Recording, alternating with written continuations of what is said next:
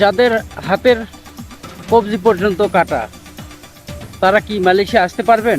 থাকছে বিস্তারিত। আসসালামু আলাইকুম সম্মানিত দর্শক, আপনারা সবাই কেমন আছেন?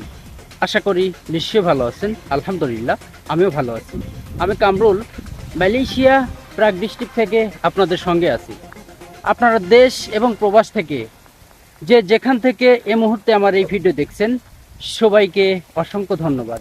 ওকে, আজকের ভিডিও অবশ্য অনেক অনেক গুরুত্বপূর্ণ, আপনারা সবাই সঙ্গে থাকবেন। সৌরভ আহমেদ আমাকে জানিয়েছেন, ভাইয়া আমার ডান হাতের কবজি থেকে নেই, আমি কি মালয়েশিয়া আসতে পারবো? জানাবেন প্লিজ। আমি কি কোনো কাজে আসতে পারবো?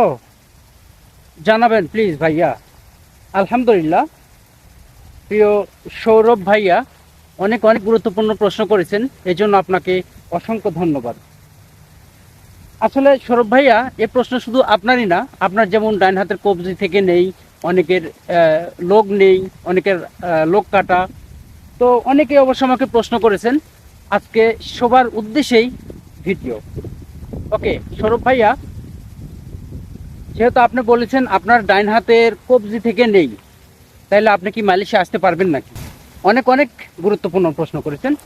আসলে সৌরভ ভাইয়া, আপনি যখন মালয়েশিয়া আসবেন বা যে কোনো দেশে যাবেন, হ্যাঁ, আপনার 2 হাতের 10 আঙ্গুলের ফিঙ্গার নেবে ইমিগ্রেশনে, বাংলাদেশ এয়ারপোর্টও নেবে, প্লাস মালয়েশিয়া যান, সৌদি আরব, দুবাইতে যে কোনো দেশে যান, আপনার 10 আঙ্গুলের ফিঙ্গার নেবে। আপনি পাসপোর্ট করতে গেলেও আপনার 10 আঙ্গুলের ফিঙ্গার নেবে। এটা অবশ্য আপনারা সবাই জানেন, মানে নতুন করে বলার কিছু নেই।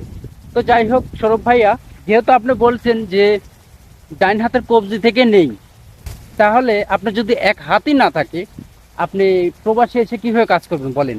এই যে যেমন আমার পিছনে দেখছেন ভুট্টা বাগান, এই যে পানি দিচ্ছে, এখানে কিন্তু আমাদের বাংলা ভাই কাজ করে।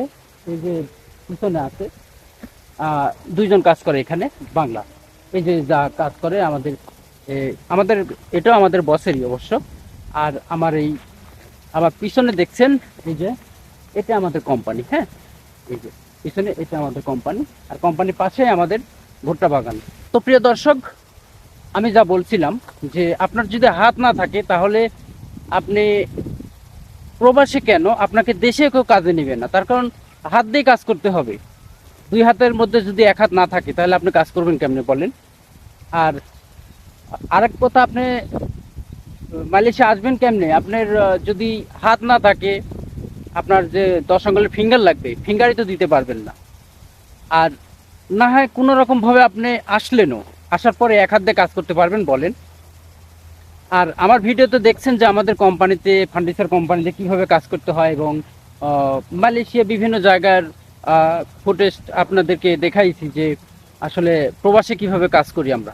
তো যাই হোক প্রিয় ভাইয়া সৌরভ ভাইয়া, আমি বলবো যেহেতু আপনার ডাইন হাতের কবজি থেকে নেই, আপনি মালয়েশিয়া না আসাই ভালো।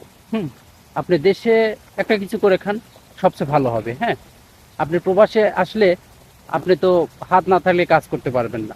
প্রিয় দর্শক, আর অনেকেই বলেছেন যে ভাইয়া আমার হাতের আঙ্গুল কাটা, আমি কি মালয়েশিয়া যেতে পারবো নাকি? হাতের আঙ্গুল কাটার একটি ধরন আছে, হ্যাঁ। এখন আপনার আঙ্গুলই যদি না থাকে, তাহলে ফিঙ্গার দিলে সমস্যা হবে, হ্যাঁ। এই জন্য বলবো যে আপনি বা আপনারা যারা আসবেন মালয়েশিয়াতে,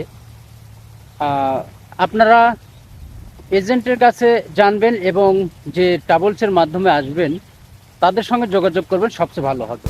প্রিয় দর্শক, আপনারা যে যা কমেন্টস করেছেন, আশা করি আমার এই ছোট্ট ভিডিওর মাধ্যমে আপনাদের কমেন্টসে রিপ্লাই পেয়ে গেছেন। প্রিয় দর্শক, আপনাদের যদি আরও কারো কিছু জানার থাকে, আমার এই কমেন্টসে জানাবেন। অবশ্যই আপনাদেরকে কমেন্টসে রিপ্লাই দেওয়ার চেষ্টা করব ইনশাল্লাহ। প্রিয় দর্শক, আপনারা দেখছেন কামরুল মালয়েশিয়া প্রবাসী ইউটিউব চ্যানেল এবং ফেসবুক পেজ। যারা আমার চ্যানেল থেকে দেখছেন সবাইকে অসংখ্য ধন্যবাদ, এবং যারা আমার পেজ থেকে দেখছেন তাদেরকেও।